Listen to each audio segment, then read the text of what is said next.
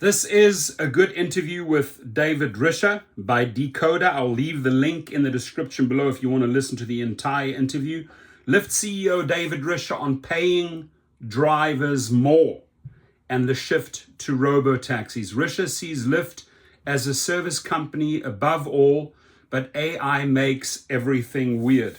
Well, you make it weird. Your AI, your algorithms were designed to take the maximum. Yeah, that's when it gets weird for the drivers. And here he says, this is what I don't agree with. This is not a high margin business. It's a very high margin business. Let's just start off with what you guys take, David Risher, 70%. What do drivers get? 30%. So you trying to tell me that in that margin of, 70% that you are taking out of the 100%, you are not making a margin. I mean, you are gouging on external fees. You are gouging on insurance. You are screwing the rider over. You are screwing the driver over. Now, I got to say, I have seen a little bit of a trend of drivers getting paid more. That to me is a very, and this is, I'm going to compliment that I'm going to steer his way. That is a very good step in the right direction because that will set you apart from Uber. Uber is still number one thief of the world. In fact, their Q3 didn't do that well, their stock, because of all the legal fees that they had to pay out. They get sued left, right, and center for theft. David Risher has an opportunity here to pay drivers better and to bring a lot of those drivers from Uber to Lyft. That is sort of the trend that I am seeing. So let's dive in.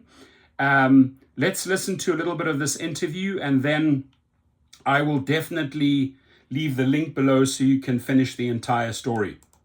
CEO of Lyft. And I'll just say from the jump, you're going to like this one. David is refreshingly direct and doesn't pull a lot of punches. He'd been on the board of Lyft for years, but only stepped in as CEO just a couple of years ago to help turn it around. He's done well with that so far, but he's pretty straightforward that the company was not doing well, and he had to make real changes to fix it. That also means he has a clear thesis about what kind of company Lyft really is. A service company that operates in the real, physical world. That's opposed to a tech platform, which is very much how its big competitor Uber sees itself. Uber comes up a lot in this conversation, actually. The competition between Uber and Lyft is just as fierce as ever, and you'll hear David make a lot of references to the other guys throughout this episode. The other guys. But it's not just competition for riders and drivers that Lyft has to deal with. It's the future of transportation itself, and new AI tools that might take apps like Lyft out of the equation entirely. David and I talked a lot about autonomous vehicles and how they'll impact riders, and especially drivers. I always ask my rideshare drivers what I should ask the CEOs when I do these interviews, and the only thing they ever ask is simple: when are you going to pay us more? So I asked David straight up, can Lyft pay drivers more money, especially when the promise of autonomy is to replace the drivers entirely? You'll hear David point out that it's going to be a long time before Lyft or anyone else gets to the point where self-driving cars are the default. So for now, Lyft is still a service company with humans doing the work. But the transition to a world of robo-taxis is going to upend that system over time, and David has a lot of ideas about how that might all play out. Then there's the other problem with AI, what I've been calling the DoorDash problem. In a world of AI agents going out and booking cars and ordering sandwiches for you, apps like Lyft and DoorDash might just turn into commodities, and not companies that anyone interacts with directly. Lyft in particular is the exact kind of service that seems really susceptible to this problem, given how many people will just choose between Uber and Lyft based on which service is cheaper on any given day. So I really wanted to dig into this with David to see what he thought a service platform like Lyft could do to retain loyal customers that they can sell subscriptions and other services to, when users might not be opening apps at all in the future. There's a lot going on in this one, but I have to point out, David is one of the only Amazon or ex-Amazon people to give an original answer to the standard Decoder question about decision making. Like I said, he's pretty direct. Okay, Lyft CEO David Risher. Here we go.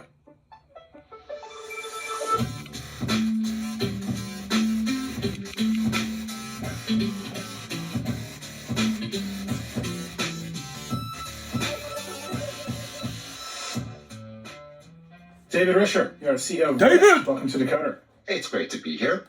I am very excited to talk to you. It feels like I'm having a lot of conversations with various service providers, I would say, across the industry about how AI might be changing how they get customers, how the platforms themselves are changing, the nature of the people who work on the platforms and provide the services. And Lyft has been there since the start. It's one of the very first, app economy apps, right? It's the progenitor of the gig economy. Started, I think, with Uber and Lyft. You have been turning the company around. You've got some new ideas. There's quite a lot to discuss. So I want to start at the start. You're a new-ish CEO, I would say. Yeah. A couple of years into it. Mm-hmm. I think most people are familiar with Lyft in the popular conception of Uber and Lyft. I think I have a sense of what Lyft is. I use it quite a lot because I have a credit card that gives me rewards when I use Lyft. I'm just curious, what is your conception of Lyft today? Right, there's Lyft in the popular culture, there's the Lyft many people have experienced, and then there's what you, the CEO, think it is and what you might want it to be. What do you think Lyft is today? You know what? I actually am going to start with what I want it to be. What I want it to be is a way to serve and connect you better than you've ever been served before, and connect you to the real world. And so let me say a little bit about this. Like, in a world where the virtual technical world is, bigger and more powerful every single day and sort of seductive, I want to be the one that gets you out and makes you part of the real world and maybe connects you to the best Lyft ride you've ever had because you have an incredible conversation with your driver, or maybe you meet your future spouse, in the bar you're going to. That's really what I want. I really want us to be sort of the physical glue that holds our society together, and do it in a way that is, blows your mind from a service perspective. When you say physical glue, do you mean transportation? Do you mean other services? There's a lot of ways to interpret that. Yeah, for sure. Yeah, no, transportation is that's our bread and butter. That's what we do. We do it mostly in cars, 800 million times a year. If you live in New York City, we do it on City Bike. If you live in San Francisco, we do it on Bay Wheels. If you live in Chicago, we do it on Divvy. Increasingly, we're doing it overseas as well through Free Now. So yeah, it'll be through transportation. But transportation is a big deal. It's if you're older, it's how you stay connected to your grandkids. If you're younger, as they say, it's how you get to work every single day. It's part of your daily life, and I don't see that going away anytime soon. When you say transportation, again, most people today think of, honestly, when you use these apps, a Toyota Camry shows up. Like what we have developed with all of this technology, billions of dollars in investment in fiber optics and wireless and 5G, is you can push a button on your phone and to a high degree of certainty, a Toyota Camry will show up, which is pretty amazing. That was not true before all this investment. That's one version of it. There's another version where a robo-taxi shows up, or you get a bike, or a shared service shows up of one kind or another. Are you thinking that broadly, and are you thinking about the transition from there's a driver in a car to maybe it's a robot, maybe we're telling you to take a train? There's a lot of ways to think about that. How are you framing that in your mind? I actually think most people, when they pull an app like this, they kind of know how they're going to get from A to B. They kind of know that already. So I'm not super focused on maybe it's a train, maybe it's a vertical takeoff, aircraft. I'm pretty focused on a car or maybe a bike is going to be what you're going to use. Now, it's going to change, right? So let's use bikes, which is not the place that most people start. But e-bikes today are going bananas, absolutely bananas. And you can feel it. You can feel it in a New York or San Francisco, where a couple of years ago, biking was sort of a niche thing. And now it's a huge mode of transportation. And e-bikes are the reason for that. On the car side, AVs, autonomous vehicles, are going to be a game changer, right? A game changer. You can sit in the back seat, you can sort of snooze, you can go into party mode, maybe there's a car tender in front who's making a drink while you're driving, like all kinds of crazy stuff. So, but I'm pretty focused on people, jumping in a car. Today it's a Camry, maybe tomorrow it's something else. We can talk about that. Today it's driven by a driver. Probably tomorrow it'll be driven by a driver, but also driven by a robot. I'm sort of let's say, an advocate of focus in the technology, but where I'm expansive in my thinking is all the different cool things that you should be able to do by getting out of your house and not just sitting on the couch and watching Netflix and getting a food delivery. A version of that I've heard several times, most notably I think from Brian Chesky from Airbnb, who was on the show, was we should also start selling the experiences. Right, we want to get you out of your house, we want to get you doing things. Airbnb launched an entire platform that was bigger than just house rentals, all experiences. You can have a private chef. That's a big expansion of the platform. Brian is very convincing when he talks about it. Is your head there? You should open Lyft and we should send you to a concert. Maybe. Yeah. I mean, we're earlier, I think, in that journey than he is, but I think that the destination is pretty similar. Like literally, I actually went to a Dua Lipa concert a couple of nights ago, and it was so fun. It was great, right? And I can listen to Dua Lipa on my AirPods, right? I can do it when I'm walking on the street. Like she can be with me all the time, but it's 10,000% better if we get you there and we put you in the right seat and we make sure we pick you up at the end and we encourage you to do it. And maybe if you're a Lyft member, you get some sort of special service. You go to a restaurant, you get a special dessert that's not on the menu. Or maybe you get a special access to a lounge at the airport. Yeah, I think you'll find us doing more and more of that. I don't want to over-rotate. Look, just getting you reliably hundreds of millions of times a year to where you want to go, picking you up instantaneously rather than having you wait 5 minutes, not having the driver cancel on you, all of these things, making sure you get your points, making sure you can spend your points if you want to. All of those basics really, really matter. But I think over time, we need to be an advocate for the physical world because the digital world is fighting pretty hard for your attention. And I don't think that's a great place if that's where we end up. I'll pre-apologize for the obvious comparisons to Uber that come up over and over again, but there's one here. Dara was just on a show. I saw him again recently. They had a big announcement. They're becoming a work platform. What they, I think, abstractly see Uber as is there's supply, there's demand. We are really good at matching supply and demand. We can do that for cars. We can do that for Waymo. We can do that for food. What if we just did it for everything? And I think the first thing they're going to do is AI training, which is a wild first thing to do. But they're like, yeah, we got a bunch of drivers who are looking for work to do, opening an app every day, and maybe we can just put other kinds of work in front of them, not just driving cars. That's very different than we're going to send you to the Dua Lipa concert, right? It's a very different point of view. Yep. How did you evaluate a similar idea? Did you say we don't want to just be a work platform, we want to be an experiences platform? Because that feels like a very big decision. I agree. Look, I won't comment on those guys, but what I will say is I've been in the job for 2.5 years now. And one of the things that I said from day one is we're going to be customer obsessed. And I know you think a lot about Jeff Bezos. I worked for Jeff for a long time, so I don't have to tell you all the reasons why I think that's a good idea. There are two customers in every car, a rider and driver. And I want to do everything we can to get to know our riders as well as possible and our drivers as well as possible and understand what it is they want.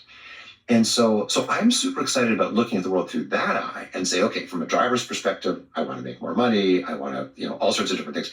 But I may be a little less enthusiastic about the concept of becoming, quote, a technology platform for everything, because I think what that tends to do, at least in my experience, is make you less focused on the customers and what it is they really care about and more about let's build this cool tech to do a whole bunch of different things. Let's talk about that 2-year journey. You joined the company in 2023. Yep. You made a lot of changes right at the beginning. I would say Lyft was not doing well. Immediately, you laid off more than half of the company, which you said, there are quotes, you said it was very hard. Why did you make that decision? Why did you have to slim down right away? To be able to pay drivers what we need to pay them and to be able to charge Oh riders God, please, David. To what they can afford.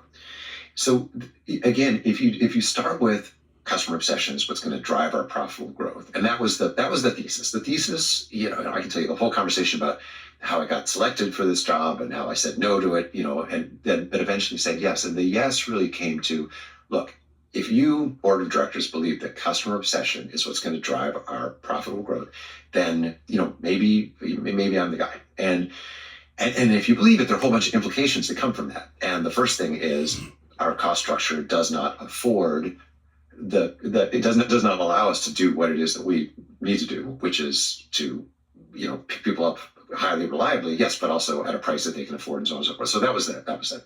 Full stop. Take me in that room. No, vanishingly few people ever get to go interview with the board of directors, be the CEO of a big public company, and say no and get called back in. Walk us through that problem. What was that actually like?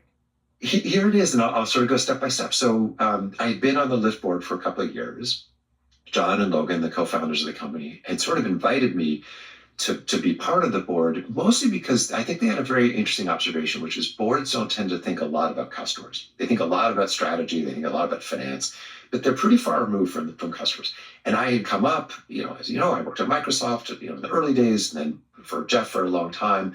Even World Reader, the nonprofit that I founded, all of these were, customer obsession was right at the center of it. So they're like, look, David, how about you join the board? So this was in 2021.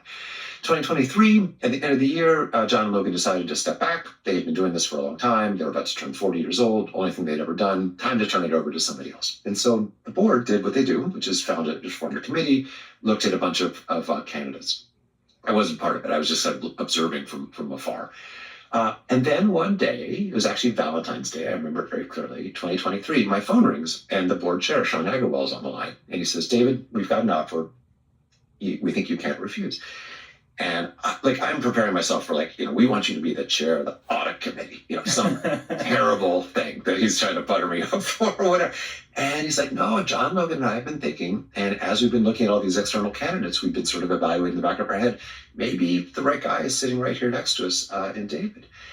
And I, honest to God, and this is not, I said, no, that's ridiculous. I don't even know what you're suggesting, but I can tell you it's not. I'm very focused on getting kids reading. I've been focused on that for many years with World Reader. There's a nonprofit I'd started. And, you need to hang up the phone immediately and sort of get back to work, do something which has a higher likelihood of success. But Sean said this was, why don't you think about it? And so I did. I literally took a walk around for about an hour and I thought, and I kept hearing myself say, interesting. As I mentioned, it was Valentine's Day, so this became the topic of conversation between my wife and me that evening. And she said, David, I think you should give it a try or go for it. And so anyway, then John and Logan, a couple of days later, they came over and they sort of sold me on the idea a little bit. And then they did something which I don't think they were being clever. I think they were just being honest. They said, just to be clear, we're not offering you the job. We're offering you the chance to apply for the job. And I'm like, hold on, now I'm getting competitive. So over the next, it was about a 6-week process.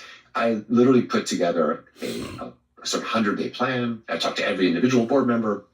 Some of them thought it was an interesting idea that I was applying. Some thought it was a crazy idea, like this guy, that doesn't make any sense. But anyway, put together a 100-day plan. I still have it. It's actually kind of interesting. I was looking at it recently, and the thesis of it was, I want Lyft to lead. And the kicker at the end was, and I want to lead Lyft. And everything in between the two were all the things we needed to do, including lay off a big part of the company, including change the composition of the team, including start to innovate again around customers, and on and on and on. Anyway, that was it. One thing led to another. They offered me the job, and I started on April 17th, 2023, and having the time of my life. Again, vanishingly few people ever get to do this. So I have some just very weedsy questions. What software did you put your presentation together in? That is a weedy question. Google Docs. So first, it was literally a written document. So I wasn't at Amazon at the time when Jeff sort of did the whole, everything has to be a written document and Doug his presentations. That was before that all happened. But I like to write, and I express myself through writing. So anyway, I wrote a document that literally was a page of text and then maybe 2.5 pages of sort of outline, kind of bullet points type thing. That was phase one. And then that turned into a slideshow. Google Slides. Yeah. Google Slides. The reason I ask this is I think it's such an abstract thing, but you sat down and opened Google Docs like anybody else would open Google Docs and thought of a bunch of ideas to turn on Lyft. Yep. And then you presented them and there was some conversation and the board said, yeah, that's what we want to do. Where in that process did you think, because you were on the board, where in that process did you think, boy, this company has gotten too big and too unfocused, and I need to make these 2 big changes, right? I need to cut a quarter of the company and turn over its leadership. Because somewhere, right, your open Google Docs, was that the first thing you wrote down? That kind of mechanical writing and thinking process is just so fascinating to me. So this is super interesting. I hadn't thought about it in any level of depth for a while. So I guess here's what I knew. There were 2 things that I absolutely knew. That we had to focus on customers. Again, it sounds cliche, but I can give you an example. Okay. This is something that I detected while I was on the board, but didn't really understand until I was inside the company. We would look at service metrics. And an example of a service metric might be driver cancellations. Okay. And this wasn't something that typically the board would look at, but I would have a particular interest in it. So I would say, let's talk about driver cancellations because I have this frustration. Why do they cancel? I open up the app, some percentage of the time, I get matched with the driver. And then 3 minutes later, it says you're going to rematch with a new driver, which I find irritating. And it also lengthens the process. I don't like it. And so I found out this was actually after I joined the company, but it still tells the story. So this is a company that said we're customer obsessed. I'm like, okay, let's talk about what that really looks like.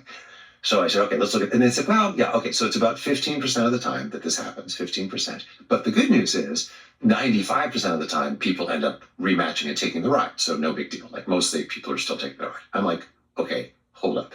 You just glossed over like the most important thing, which is 100% of the time it happens. It's a pain in the ass, and the rider is frustrated by it. And so I will guarantee you, you don't have to go and do a bunch of research on this. I already know people who have that experience are less likely to take rides in the future. So you can go ahead and decide if you want to look at that or not, but I already know the answer to that. So I said, let's focus on this as an example early on. This is not my biggest decision, it's one of the smallest, but again, maybe tells the story. So it was 15% of the time that this would happen. And I said, let's focus on it like a laser. Let's talk about what information the driver gets when they're making this decision. Let's talk about how big the font is. Let's talk about whether we're talking about it in dollars. Because remember, what's happening in the background is a driver is deciding whether or not to take the ride. And then for some reason, a couple of minutes later, deciding differently. So maybe we're telling them too early. Maybe we're telling them too late. Maybe we're not giving the right information. Maybe it's up on the screen too little time. Maybe the font is too small. So we looked at every single one of those things. When I started, it was 15%. A year later, it was 10%. 3 weeks ago, it was 5%. As of this last Wednesday, it was 4.5%. So massive change. But that's the customer obsession side. So customer obsession, that was the first thing I knew, is we got to really get customer obsessed, not just blah, blah, blah. And then number two is we don't have the right people on the senior management team. And this is old school Jim Collins, Good to Great, if you've ever read the book. If you don't have the right people at the bus, it just doesn't matter. And so I asked our CFO to leave very shortly after joining.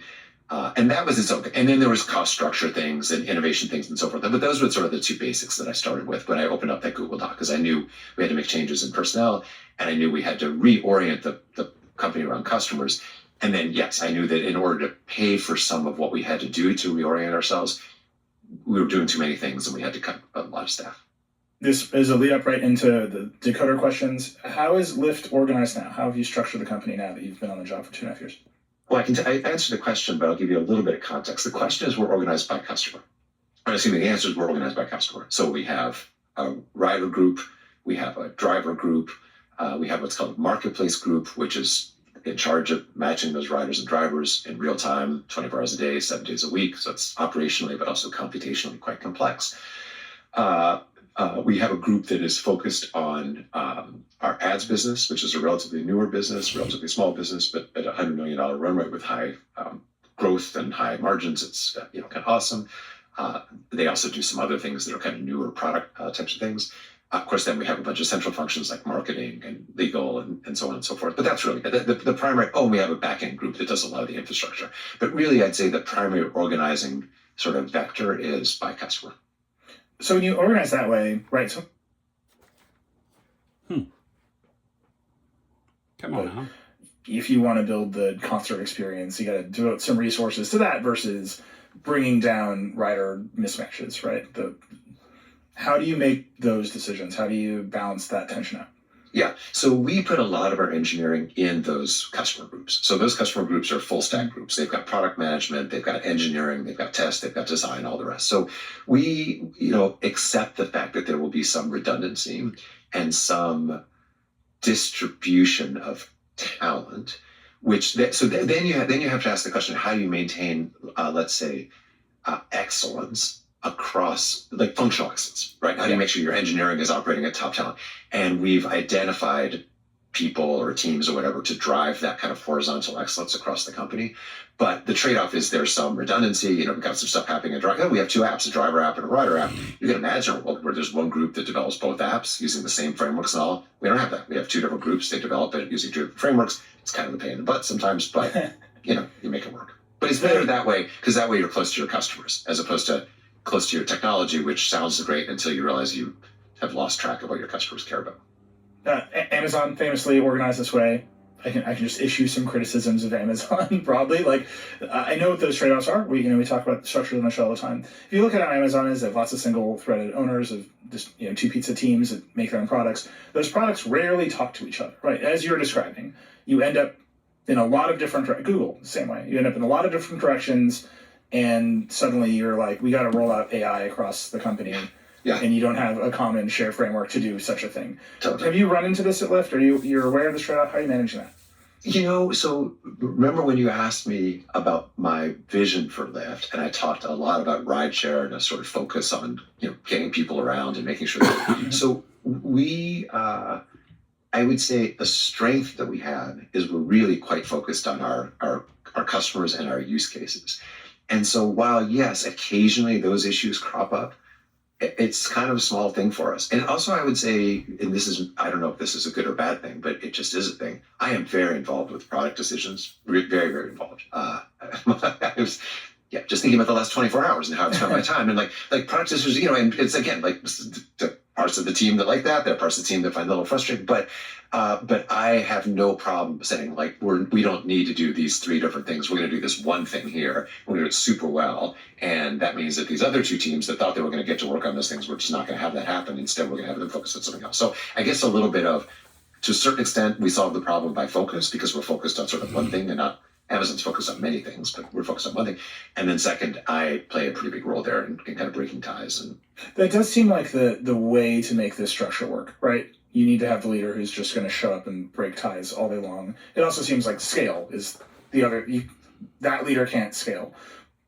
At the same time, if you want to attract great people, you have to give them some autonomy. Yeah. How do you balance this? What's the cadence of letting your folks do what they want to do and then showing up and telling them that they have to do what you want to do? I mean, it's such a classic issue, right? And I actually wrote about this last year in my in the shareholder letter. I wrote about 2 things. I wrote about enshittification, why products tend to get worse and how we're pushing things the other direction, and then this topic, which I called Falcon mode. So the sort of visual that I wanted people to think about is the Falcon, which is flying at 2,000 feet and hangs out up in the sky often because they need to see everything, right? They're looking for where's my next meal, and they're pretty. FYI, I'm going to do a separate video about Falcon mode. There is a great article online. I'll focus on that Falcon mode. We would obviously like to be in paid mode, right? David Risher, paid mode. Have you heard of it? Pay us. But his Falcon mode is super interesting. Even at 2,000 feet, seeing where that next meal is. And then they got to dive in deep and they got to get the meal. Otherwise they, starve and fall the sky. So, this kind of coming down and going back up and coming down and going back up, like that's the world that the CEO lives in. So we'll talk about that. This is 1/3 of the interview. I will leave the link below if you want to listen to the entire thing. I've listened to it. It's good. There's a lot to unpack in there. And great work by The Verge and great interview by Nilay Patel from Decoder. His link is below if you want to check him out. The only really thing I cannot agree with in this article, when he says this is not a high margin business, I think it's an extremely high margin business for Uber and Lyft. They would never, ever say, hey, our take rate is fantastic. We make great margins. They will always downplay so that they sort of make the rider and the driver feel better. Because without the rider and the driver, nothing happens. The Lyft world, the Uber world, his salaries, Dara's salary would not happen without us. So he's sort of trying to sell the outside world. Look, there's not very high margins here, so there's not really much I can do. Watch the entire article. Leave me your feedback. If you got to the 28-minute mark, leave your comment below. But the rest of the story is good. The link is underneath this video in the description. Thank you.